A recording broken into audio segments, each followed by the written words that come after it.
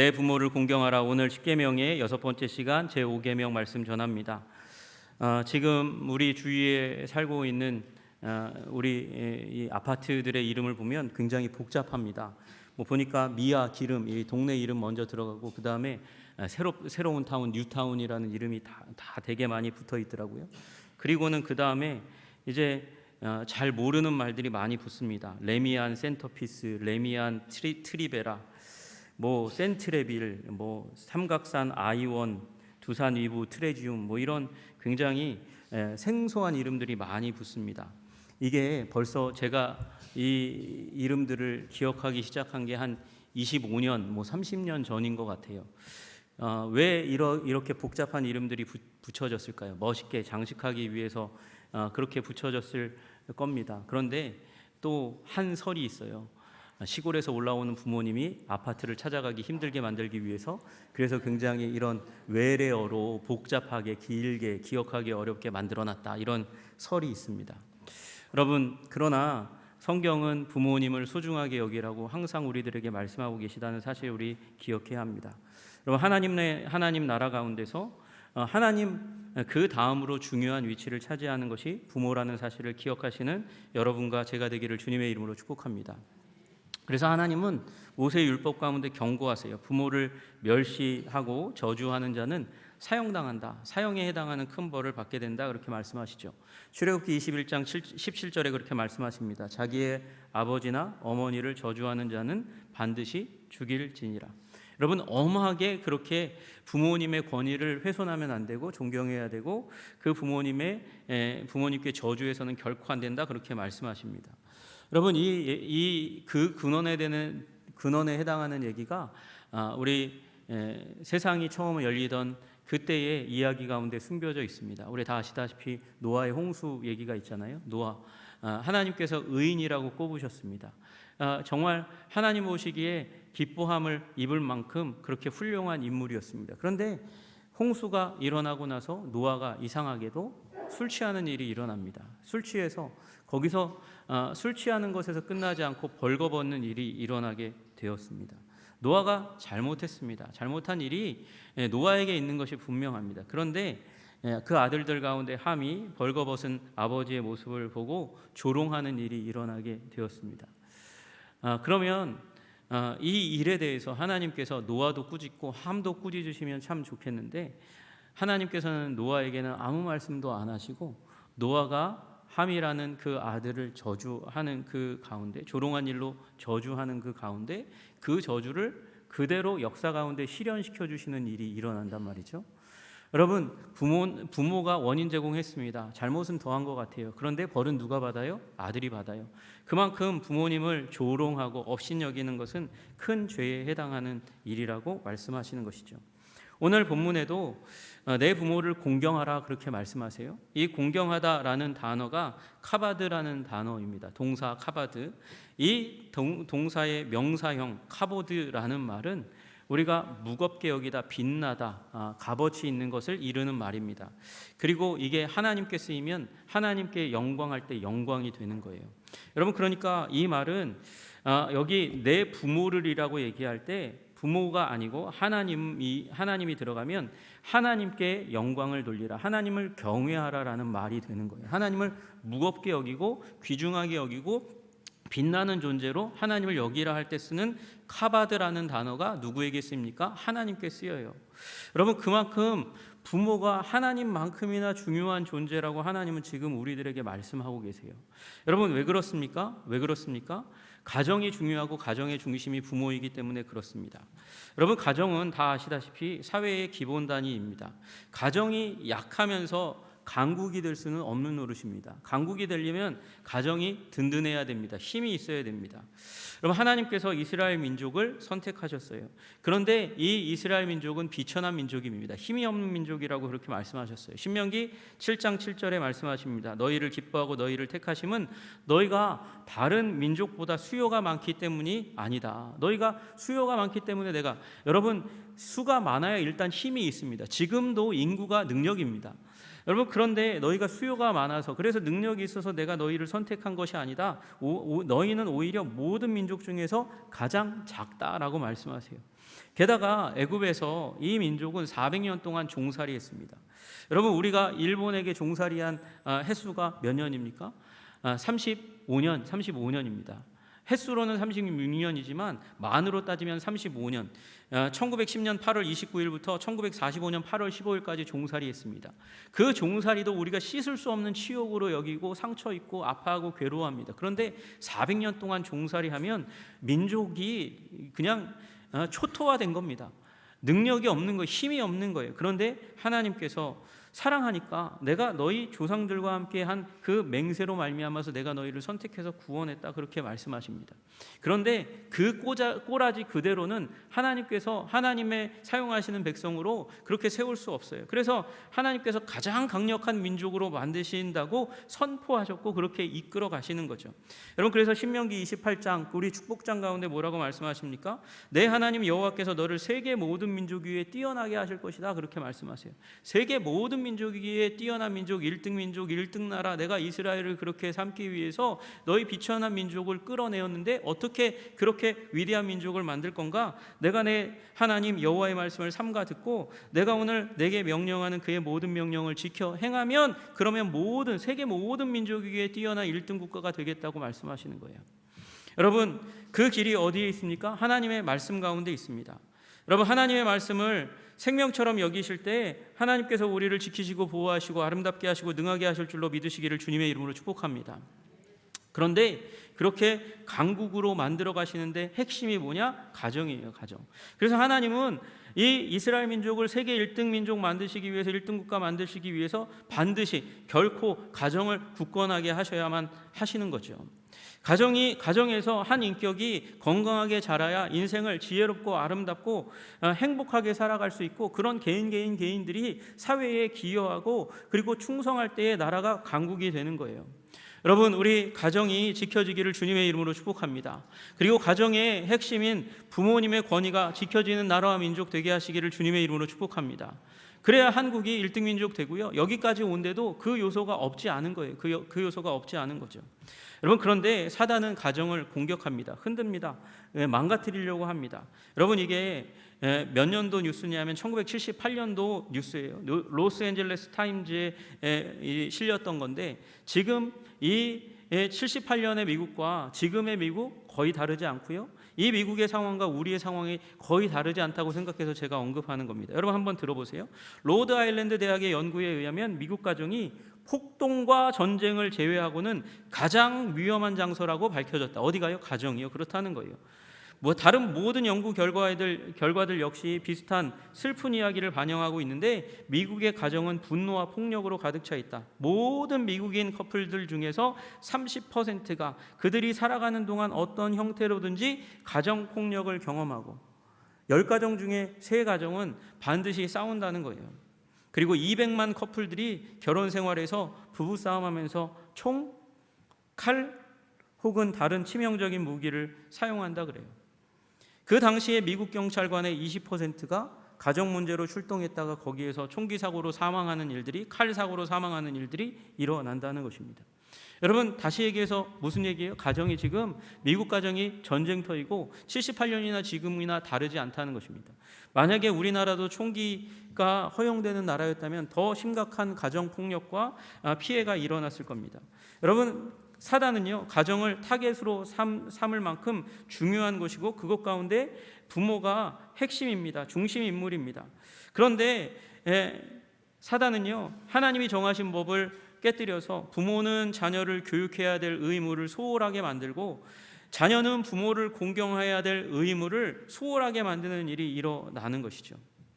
여러분, 우리 가운데 누구도 부모의 보살핌이나 양육 없이 생존할 수 있었던 사람 단 한 사람도 없습니다. 부모 없으면 가정은 균열을 가고, 그리고 무너지고 깨어지고, 그러면 사회도 망가지게 될 수밖에 없는 것입니다. 그리고 우리는 부모님을 통해서 우리는 사랑을 배우고 인생을 배우고 정서를 형성하게 되어 있습니다. 그래서 정상적인 상황에서 우리 모든 사람은 부모에게 빚진 사람입니다. 정상적인 상황에서요. 여러분, 그래서 정상적인 상황 하에서는 부모를 공경하는 것이 원리이고, 또 비정상적인 상황 가운데서는 부모를 용서해야 하는 것이 하나님께서 우리에게 주시는 은혜 중에 하나입니다. 여러분, 그런데 자녀를 사랑하는 말은 없는 것처럼 보여요. 그러나 여러분, 우리 지난주에 보았던 힌지 계명 네 번째 계명 가운데서 자녀를 안식일 가운데 초청해서 자녀들도 안식일을 지키라고 하는 말씀이 바로 자녀를 사랑하라는 말씀이 있죠. 여러분, 자녀를 사랑하기 때문에 안식일을 지켜 하나님을 만나도록 하는 거예요. 그리고 그 가정 가운데 종들까지, 이방인들까지 그 범위, 이웃사랑의 범위를 자녀와 같이 사랑하는 범위로 확대하라고 얘기하는 것이죠. 여러분, 마찬가지로 또 부모 공경에 대해서 말씀하십니다. 여러분, 부모 공경하라는 말을 이렇게 대놓고 명확하게 노골적으로 하나님께서 말씀하시는 이유가 무엇일까요? 부모 공경이 어렵기 때문에 그렇습니다. 힘들기 때문에 그렇습니다.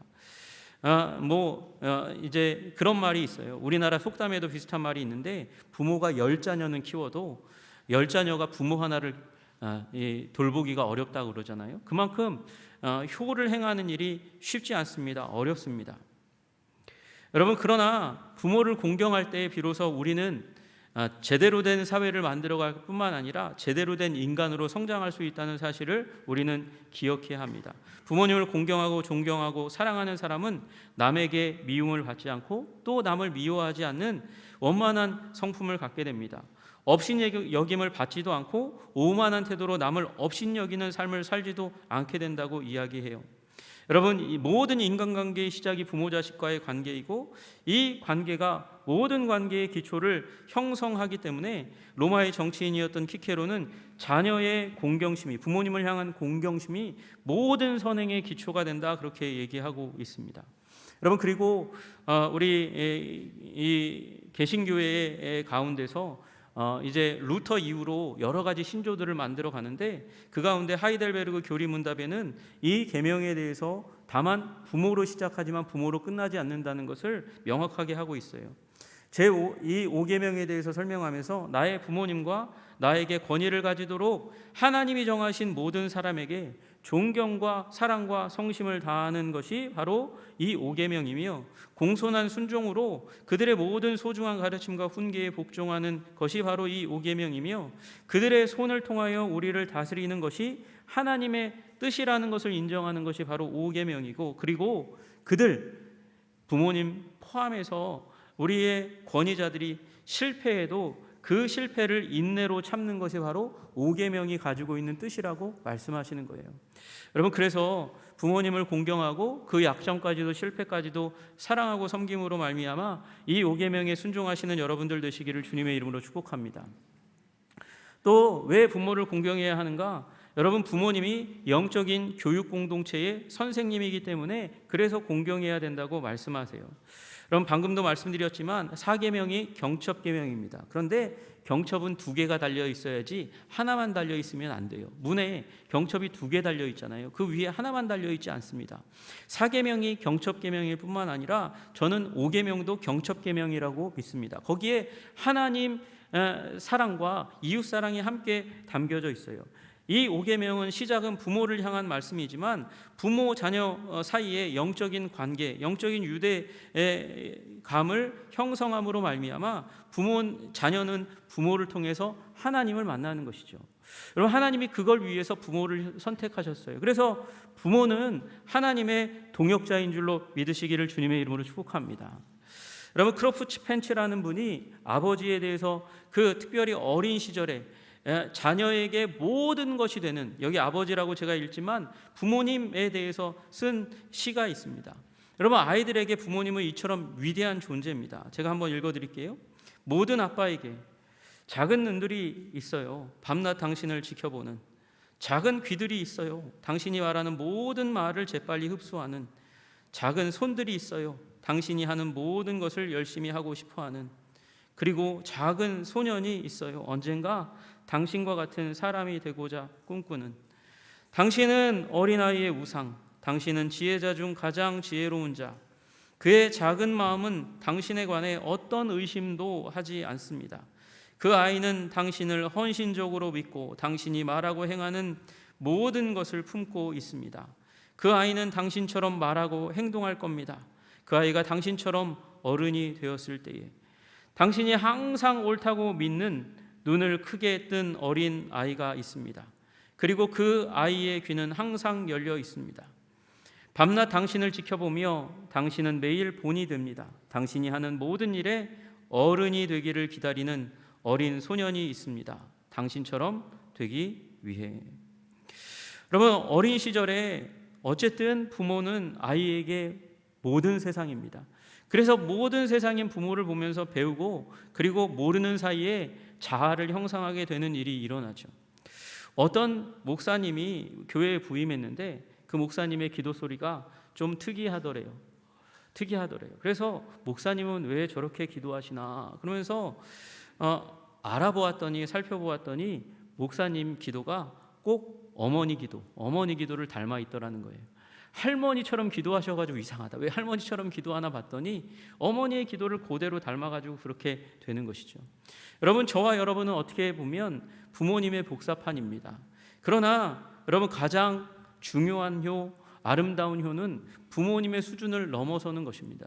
여러분, 그래서 부모님에게서 배우고 하나님에게 배워 부모를 극복하는 큰 영혼을 가진 여러분 한 사람 한 사람 되시기를 주님의 이름으로 축복합니다. 그리고 그 부모님을 통해서, 세상의 전부였던 부모님을 통해서 하나님은요, 신앙교육 받도록 그렇게 하나님께서 법칙을 정하셨어요. 여러분, 우리 예수님에게 서기관이 다가와서 가장 큰 계명이 무엇입니까? 예수님께 물었잖아요. 그때에 예수님께서 대계명을 말씀해 주셨어요.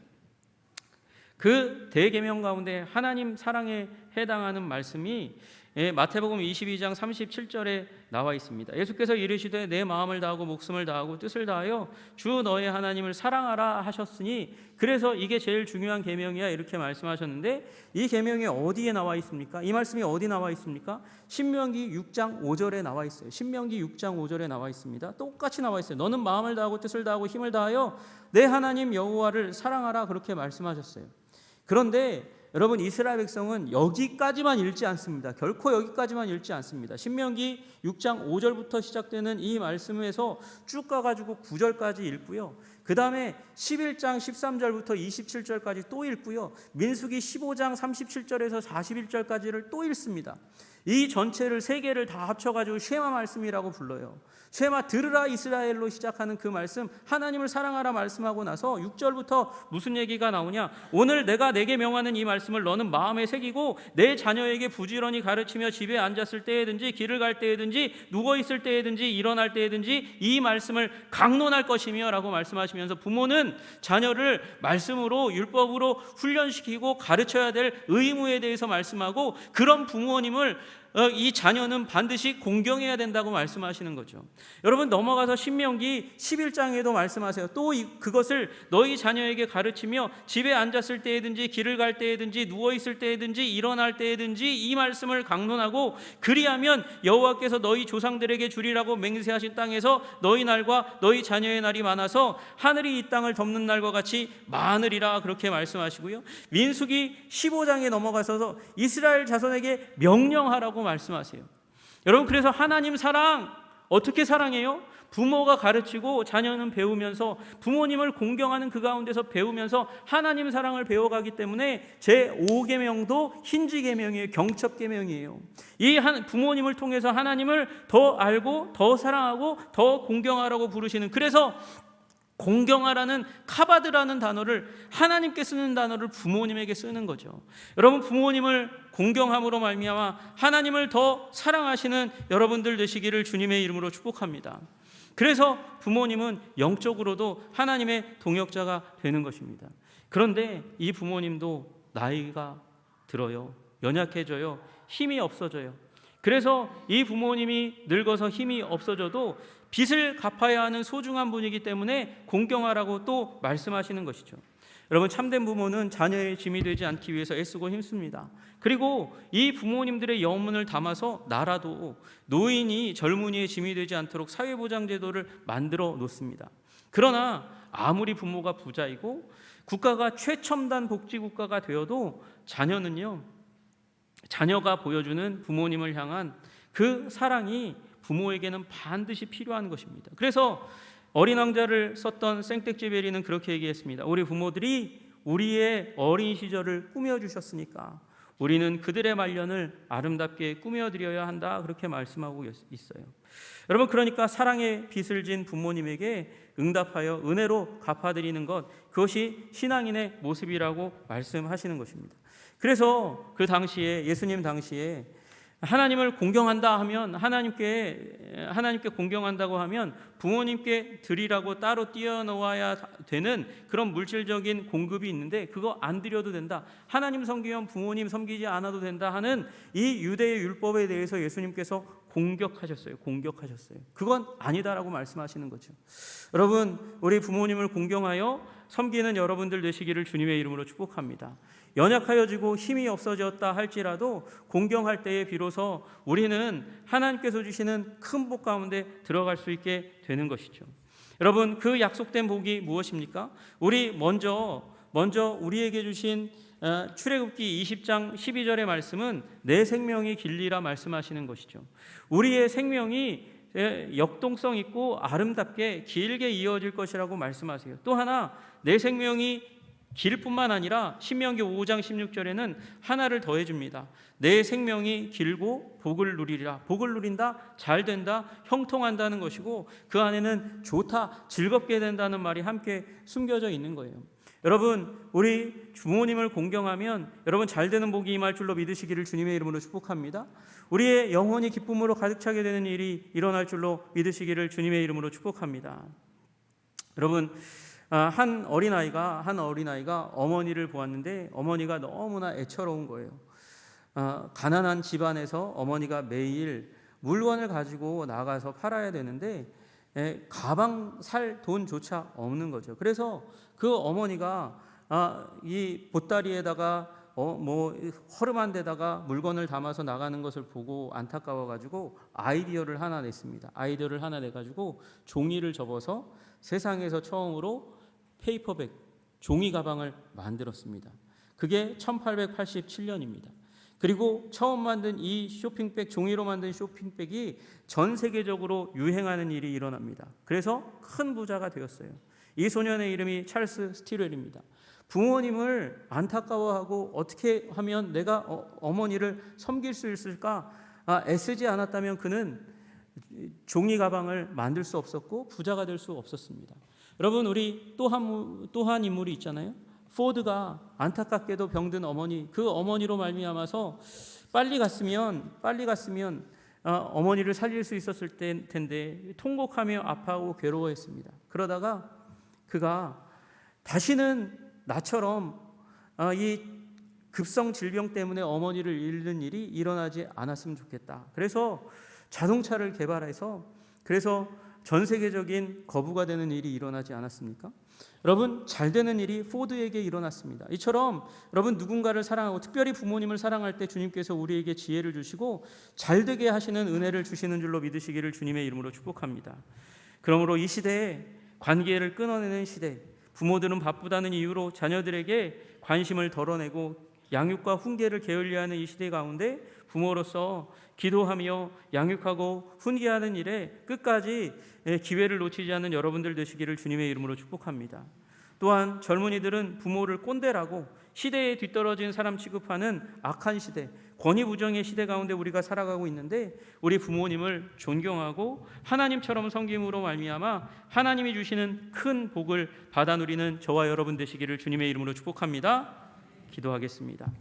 하나님 아버지, 감사하고 찬양합니다. 우리가 하나님의 백성으로서 하나님이 주신 명령, 우리 하나님을 섬김과 같이 부모님을 공경하며 살아가는 우리들 다 될 수 있도록 주님 도와주시고 인도하여 주시옵소서.